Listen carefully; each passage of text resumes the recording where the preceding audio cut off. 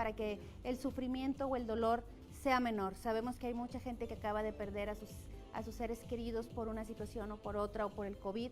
Y bueno, es a lo mejor el aniversario luctuoso de alguien y es un día importante. Y hoy el coach Tomás Espinosa viene a compartirnos un tema muy interesante del desapego. Cosas que pegan aquí en el pecho, ¿no? Que pegan en el corazón. No habla uno y ya trae nudo, ¿verdad? Sí, o así con el nudo en la garganta, ¿no? Como dicen. Mira, el tema de la muerte finalmente viene mucho soportado por las creencias que tenemos con respecto a la misma muerte. Puede aquí ver la cuestión religiosa, la cuestión del país en el que naciste, las costumbres, todo. Okay. Pero finalmente esa cuestión del desapego, de decir ya no está conmigo la persona, sí nos duele, sí impacta, sí es un rompimiento del corazón, sí es una pérdida y debemos entonces procesarla partiendo de que nacemos solos, vamos a morir solos y que la vida, el universo, Dios te da la bendita fortuna de que en este camino se aparezcan personas en tu vida y hay que aprovechar el tiempo mágico que están con nosotros, llámese padre, hijos, pareja, lo que quieras y gustes, agradecer el tiempo que te ha acompañado en este tren de la vida. El momento que en el tren de la vida se detiene en la estación que a él o a ti te toca bajarte, dale gracias infinitas por lo que te dejó de aprendizaje y te llevaste de esa persona a esto.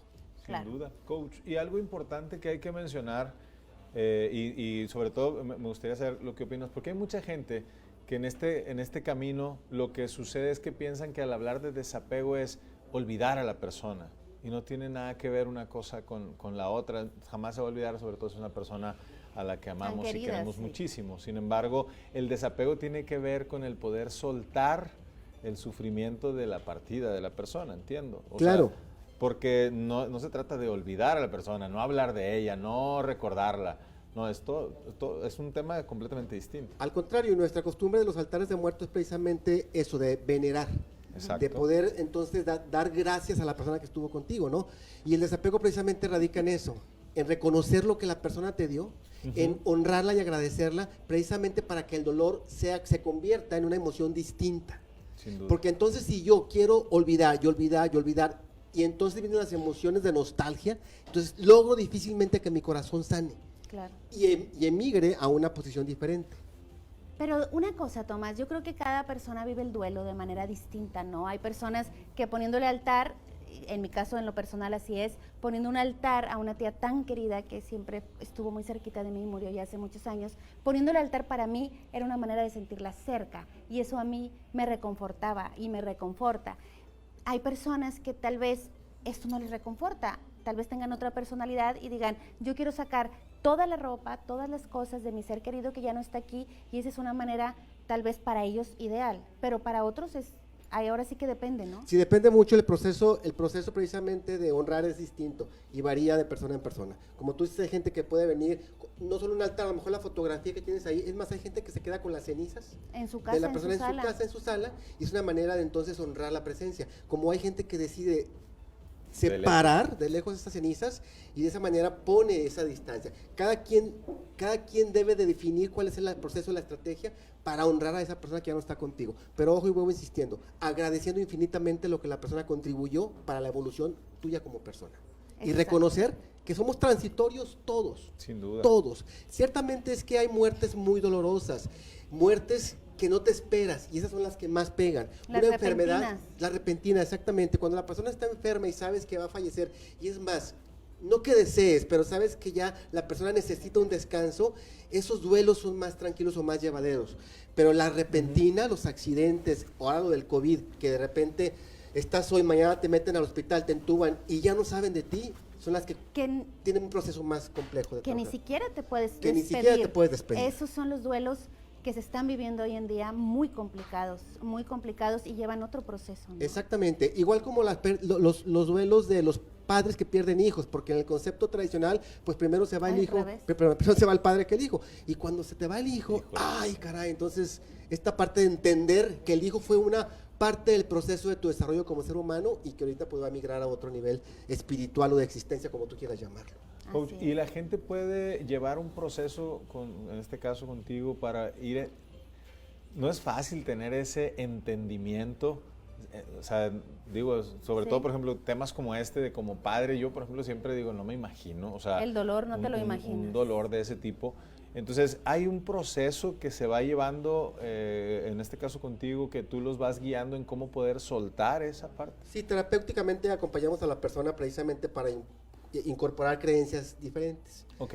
Esta parte, mira, creemos que el hijo va a estar siempre, que tú vas a estar siempre con el hijo. Entonces, esta parte la trabajamos y entonces empezamos a entender que es un espíritu, un alma, un ente, como quieras llamarle, que te acompañó un periodo que tú no defines cuál sea, que lo define alguien en el que tú crees. Entonces, esta parte de terapia la acompañamos de esa manera. Para poder ir soltando, o sea, ir soltando esos tiempos que creemos que nosotros podemos decidir, por así decirlo. Exactamente, ¿no? Porque entonces nos quedamos con esa idea de tiene que ser el proceso de la vida, es así, mis hijos me cuidan cuando yo sea grande y luego yo me voy, etcétera, ¿no? Pero cuando se rompe eso, pues debe ser un proceso. Es muy complejo, mira, ha tocado casos de accidentes donde mueren, de 5 viajantes mueren 4 y 1 sobrevive. Entonces, y se le mueve toda la familia. Entonces, imagínate el proceso que hay que trabajar con la persona para un entendimiento de una magnitud divina, espiritual muy diferente. Yo, por ejemplo, viví procesos, me tocó vivir un proceso con un buen amigo que ahora con el tema de la inseguridad, hace algunos años, recordaban cuando estaba todo este tema, ni siquiera, nunca sucedió que pudimos llevar un proceso de recibir el cuerpo, de velarlo, de todo eso. O sea, simplemente desapareció. Claro. ¿Se han puesto a pensar que, por ejemplo, tú que tienes hijos, sales en la mañana a trabajar y no sabes si vas a regresar? No sabes si lo vas a volver a ver. Es que ni siquiera queremos pensar en eso. Claro. Ese es el detalle, tema. que debemos empezar a pensar en esas situaciones que se pueden presentar. Me dices ahorita y digo, no. Sí. Oye, pero eso que dices, Héctor, yo también lo viví muy cerca de mi familia hace 8 o 9 años, cuando vino la inseguridad. 2 sobrinos míos desaparecieron y para sus mamás ha sido muy complicado todos estos años, porque es peor aún, creo yo, lo he platicado yo con ellas, con mis primas, y dicen, es peor no saber si está vivo, si está muerto, si come, si no come, si lo maltratan, a saber que murió en un accidente. Yo creo que el dolor es muy fuerte, pero la incertidumbre y el seguirlo esperando después de 9 años ha de ser mucho más complicado ese proceso de terapia, ¿no? Completamente de acuerdo, porque no hay una evidencia tácita formal de que la persona ya no está. Entonces, ¿cómo honras, cómo agradeces? No lo compró, no está seguro si está vivo o muerto. Y en ese punto, con mayor razón, necesitaríamos llevar un proceso para poder, como por así decir, vivir esa parte y poder soltar. No, solos no podemos, solos no podemos. No vamos a poder. La invitación es pensar todos los días que lo único que tenemos es este microsegundo, todos los seres humanos, y de esa manera vivirlo plenamente. Y que todo nuestro entorno, nuestra familia, también empiece a pensar de esa manera.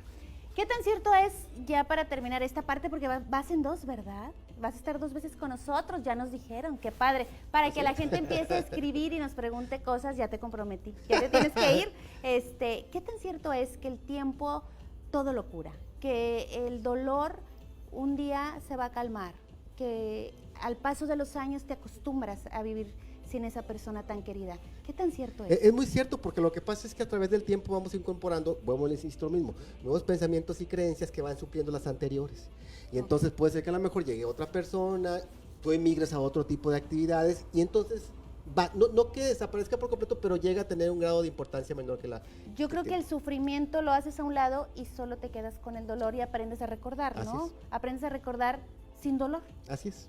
Perfecto. Pues la idea es llegar al punto en el que podamos, días como hoy, sentirnos alegres de montar un altar, de llevarle su comida favorita, sus dulces favoritos, su bebida favorita, ponérsela ahí y sentirnos pues contentos, ¿no? Que siguen con nosotros y que podemos seguir compartiendo con ellos. Así es, perfectamente. Señores, a vivir que hay que morir.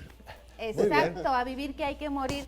Coach Tomás Espinosa, si lo encuentran en las redes sociales. Facebook, Instagram y YouTube.